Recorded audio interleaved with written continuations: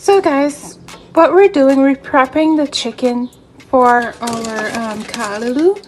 We're just using 2 chicken thighs, and the first thing you want to do is wash your chicken off. My mom is using some all-purpose flour and some lemons. People don't usually use the flour, but we do because it helps to take that taste away from the chicken. After washing off the chicken, she's going to season it using some cool running seasonings, salt, grated onion, and garlic. When she's finished doing that, we're gonna let it sit for a little bit until we prepare the other ingredients for the Pak Choy callaloo.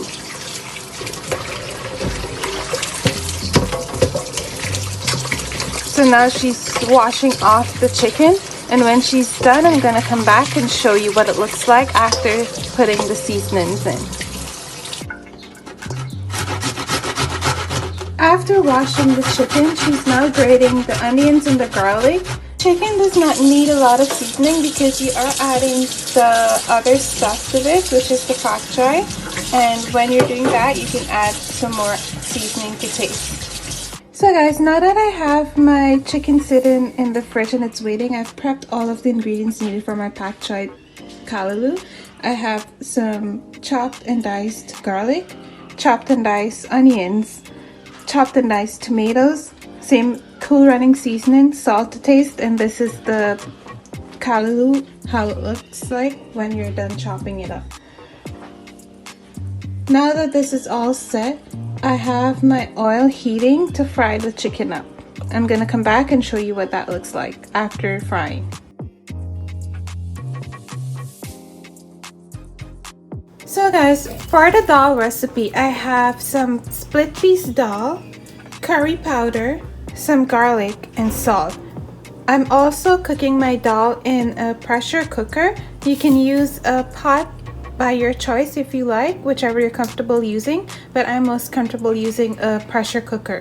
When you're using a pot, keep in mind that you have to keep checking it because it flows over very easily. Now we're going to add the dal to the water.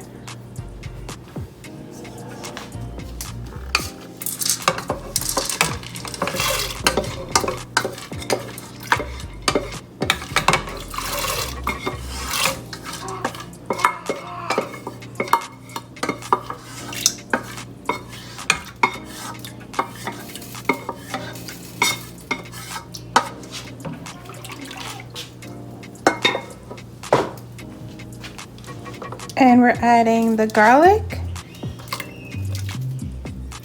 along with curry powder and salt.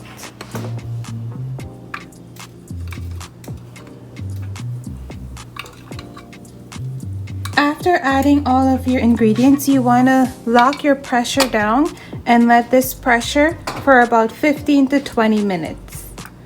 When you're cooking in a pot, it may require additional time because the pressure helps to cook the dal faster, but I just prefer using a pressure cooker.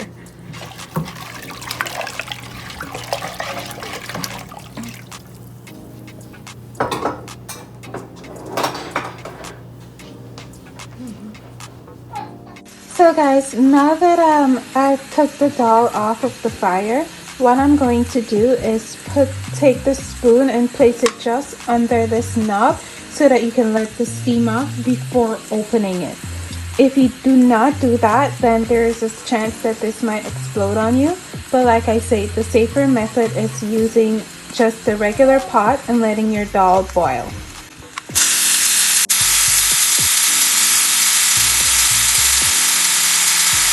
Last things you need to finish up your dal is some garlic, some jeera, which I got from an Indian store, and this is called a dal gutton in Guyana. What we use this to do is you use it to swizzle out your dal so that all of the little flakes and pieces that you're seeing here becomes smooth, and then it's like a really smooth consistency and it's blending in with the water. Now guys, to this heated oil, we're going to add the garlic and the jeera mixture and let this fry before throwing it into the dal. You want to make sure you fry until brown. This is used to chunky your dal.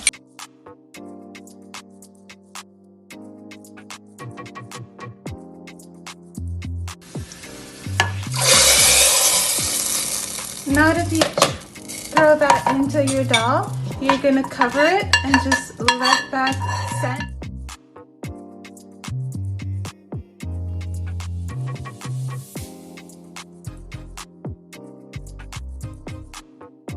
So guys, now that I have my chicken sitting in the fridge and it's waiting, I've prepped all of the ingredients needed for my Pak Choy kalaloo.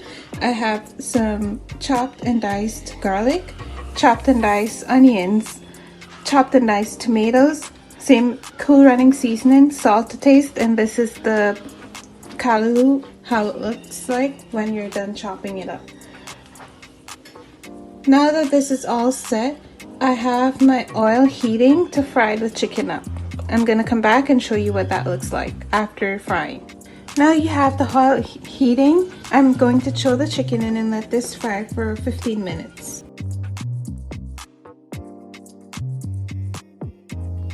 And I have all of my ingredients needed for the Pak Choy kalaloo. I'm going to add the onions and the tomatoes and the garlic first.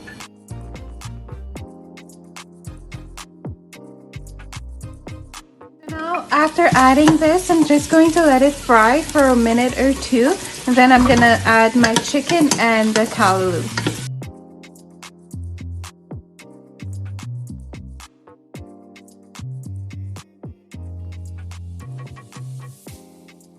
Now guys, this is what the kalaloo looks like after frying. You want to fry this until all of the water has evaporated from the kalaloo, and after that, then you know you can take it off.